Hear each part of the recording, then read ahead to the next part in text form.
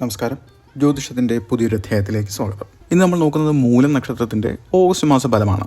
മൂലം നക്ഷത്രക്കാർക്ക് ഈ വർഷം, അതായത് 2025 ഓഗസ്റ്റ് മാസത്തിൽ വ്യക്തിപരവും തൊഴിൽപരവുമായ തലങ്ങളിൽ വലിയ മാറ്റങ്ങൾക്കും വളർച്ചയ്ക്കൊക്കെ സാധ്യതയുള്ളതായിട്ട് പറയുന്നുണ്ട്. തൊഴിൽ മേഖലയിൽ പുതിയ അവസരങ്ങളും സ്ഥാനക്കയറ്റമൊക്കെ പ്രതീക്ഷിക്കാവുന്നതാണ്.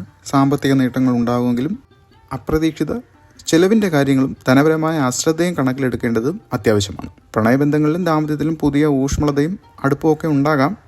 തെറ്റിദ്ധാരണകൾ മാറാനും പഴയ ബന്ധങ്ങൾ പുനഃസ്ഥാപിക്കാനുള്ള അവസരങ്ങളെക്കുറിച്ചൊക്കെ പറയുന്നുണ്ട്.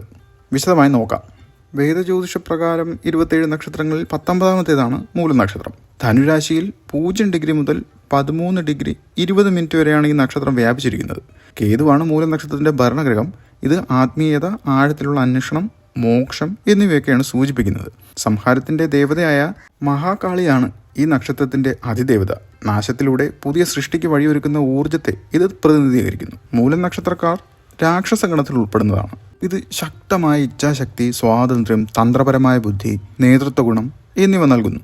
പൊതുവെ ധൈര്യശാലികളും നിശ്ചയദാർഢ്യമുള്ളവരും സ്വാതന്ത്ര്യബോധമുള്ളവരുമാണ് മൂലം നക്ഷത്രക്കാർ. ആത്മീയത, ജിജ്ഞാസ, വിശകലനശേഷി, സത്യസന്ധത, നിയമബോധം, വിവേകം, ആത്മപരിശോധന ചെയ്യാനുള്ള കഴിവ് എന്നിവയും ഇവരുടെ പ്രധാന സ്വഭാവങ്ങളാണ്.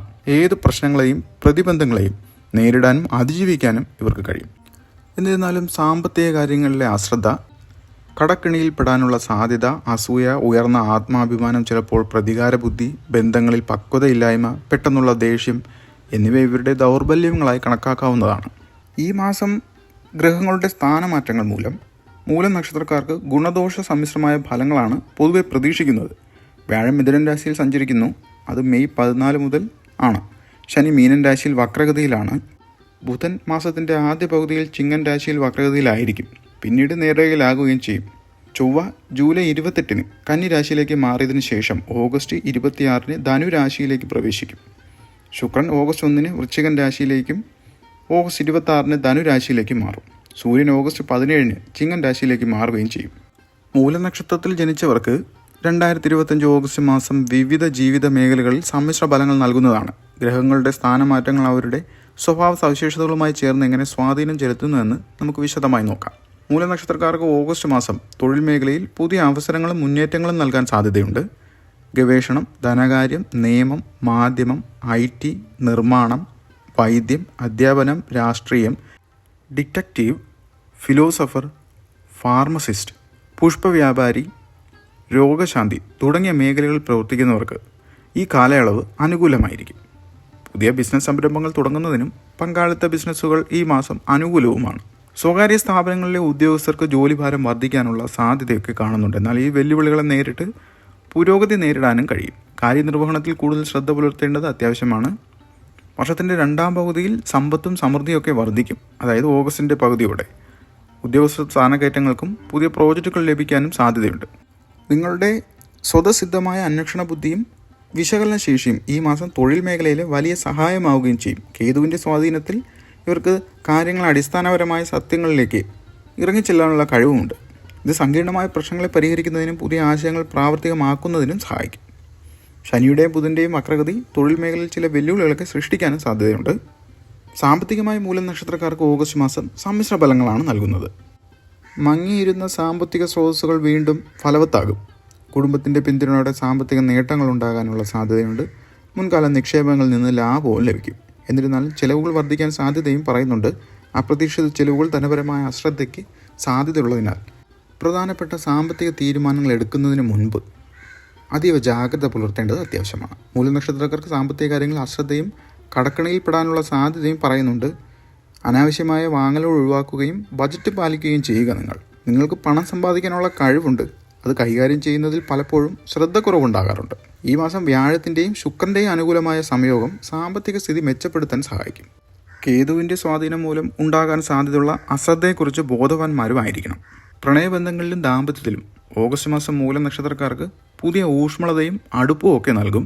അവിവാഹിതരുടെ വിവാഹ കാര്യങ്ങളിൽ ശുഭതീരുമാനങ്ങൾ ഉണ്ടാകാൻ സാധ്യതയുണ്ട്. പ്രണയിതാക്കൾക്ക് വിവാഹിതരാകാൻ തീരുമാനമെടുക്കാൻ ഈ സമയം അനുകൂലമാണ് കേട്ടോ. പഴയ തെറ്റിദ്ധാരണകൾ മാറാനും അകന്നുപോയ ബന്ധങ്ങൾ പുനഃസ്ഥാപിക്കാനും അവസരങ്ങൾ ലഭിക്കും. വ്യാഴം ശുക്ര സംയോഗം പ്രണയബന്ധങ്ങളെ കൂടുതൽ തീവ്രവും സന്തോഷകരവുമാക്കാനായിട്ട് ശ്രമിക്കും. ദാമ്പത്യ ജീവിതം പൊതുവേ സന്തോഷപ്രദമായിരിക്കും. നിങ്ങളുടെ ജീവിത പങ്കാളി ഭാഗ്യകാരകമാണെന്ന് തെളിയിക്കും. എന്നിരുന്നാലും ചെറിയ അഭിപ്രായ വ്യത്യാസങ്ങൾ നിങ്ങളുടെ ഇടയിൽ ഉണ്ടാകാൻ സാധ്യത ഇവിടെ പറയുന്നുണ്ട്.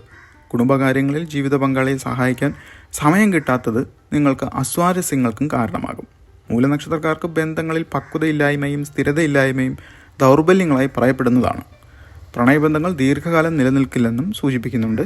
ഈ മാസം വ്യാഴ ശുക്ര സംയോഗം ഈ ദൗർബല്യങ്ങളെ മറികടക്കാൻ സഹായിക്കും. ആശയവിനിമയത്തിൽ സത്യസന്ധതയും തുറന്ന സമീപനവും ദാമ്പത്യ ബന്ധം കൂടുതൽ ദൃഢമാക്കാൻ നിങ്ങൾക്ക് സഹായകമാകും. കുടുംബത്തിൽ സന്തോഷവും സമാധാനവും ഒക്കെ നിലനിൽക്കുന്ന ഒരു സമയമാണിത്.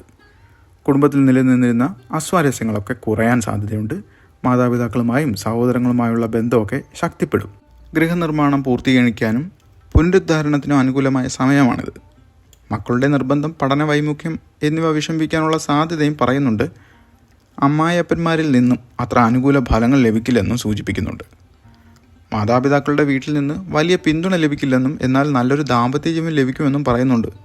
ആരോഗ്യകാര്യങ്ങളിൽ മൂലനക്ഷത്രക്കാർക്ക് ഓഗസ്റ്റ് മാസം പ്രത്യേക ശ്രദ്ധ ആവശ്യമാണ്.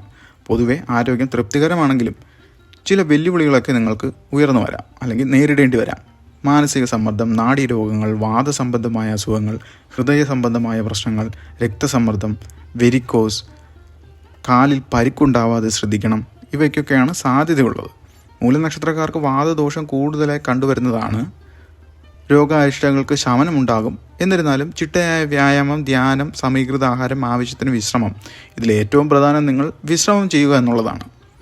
ആരോഗ്യനില മെച്ചപ്പെടുത്താൻ ഇത് സഹായിക്കും. ശരീരത്തിലെ ജലാംശം കുറയാൻ സാധ്യതയുള്ളതിനാൽ ആവശ്യത്തിന് വെള്ളമൊക്കെ കുടിക്കണം. 40 വയസ്സിന് ശേഷം രോഗബാധിതരാകാൻ സാധ്യത കൂടുതലാണെന്ന് പറയുന്നുണ്ട്. 53 വയസ്സിന് ശേഷം മാനസിക സുഖം കുറയാനും സാധ്യതയിൽ പറയുന്നു.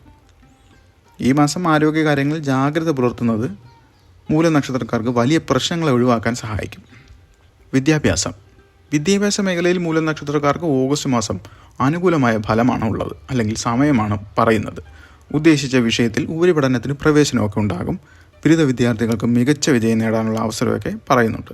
വിദേശത്ത് ഉപരിപഠനത്തിന് ആഗ്രഹിക്കുന്നവർക്ക് നല്ല അവസരങ്ങൾ ലഭിക്കാം. മത്സര പരീക്ഷകളിൽ വിജയം നേടാൻ സാധ്യതയുണ്ട്. നിങ്ങളുടെ കഠിനാധ്വാനം നിങ്ങളെ വിജയത്തിലേക്ക് എത്തിക്കും.